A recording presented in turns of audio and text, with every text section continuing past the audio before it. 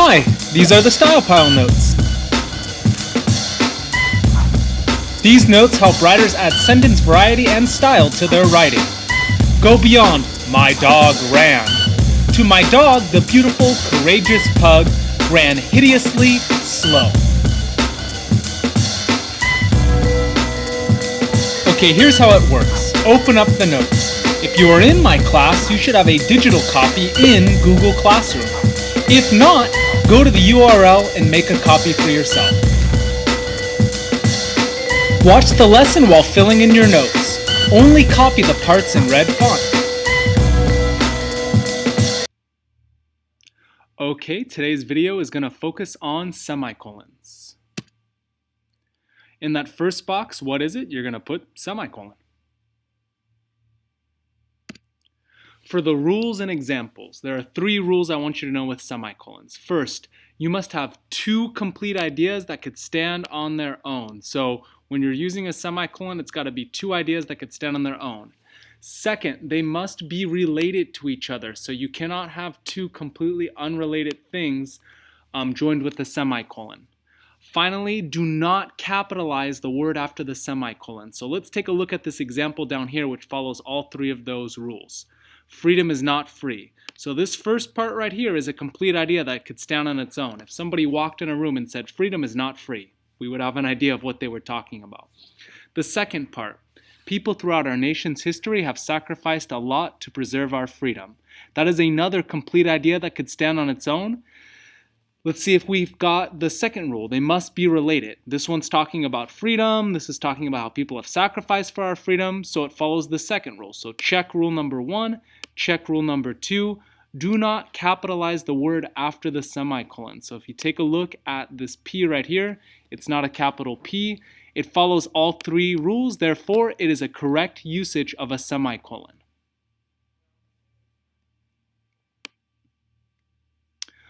Okay, I want you to take a look at this example right here. Pause the video and using those first 3 rules we learned about, tell me what's wrong with this example.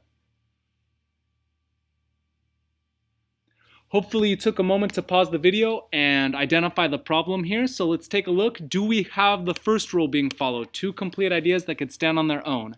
I enjoy walking to the park. That's a complete idea that could stand on its own. Tacos taste good. That is also a complete idea that could stand on its own.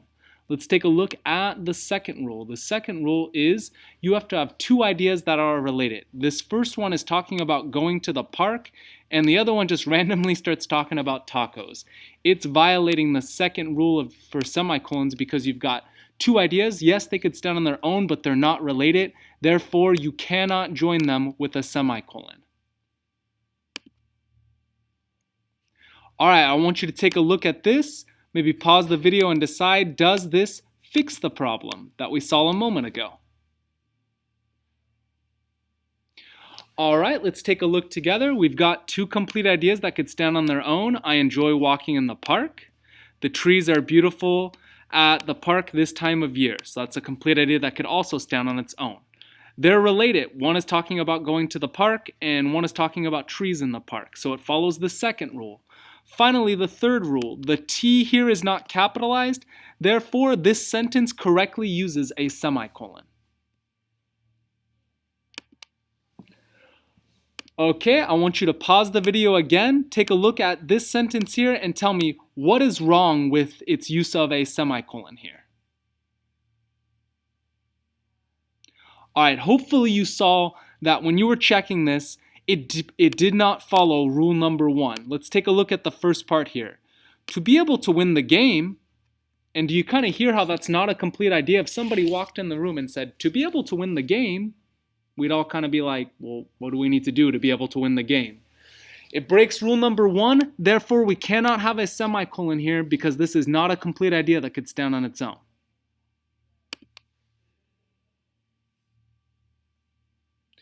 Take a look and see, does this fix the problem? Take a moment, pause the video, check it out. Does this fix the problem?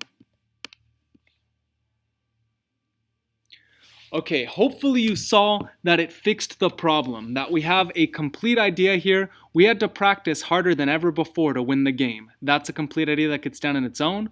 We ended up winning 43-0. That's a complete idea that can stand on its own. They're both related because they're talking about the game. The third rule, which I didn't point out on the last slide, but if you look here, this is a capital W. So not only did it break rule number 1, it also broke rule number 3. But when we take a look at this slide here, we've got a lowercase w. We're in a good spot.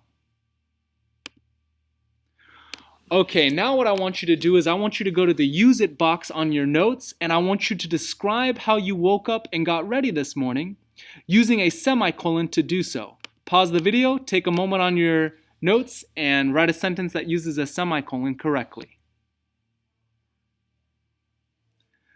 Alright, here's an example here. It says I woke up and cooked breakfast, and then we've got a semicolon.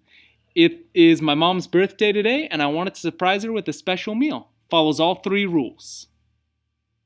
If you're not sure on your example, I want you to pause the video and ask your teacher to come take a look at it just to make sure you did it correctly.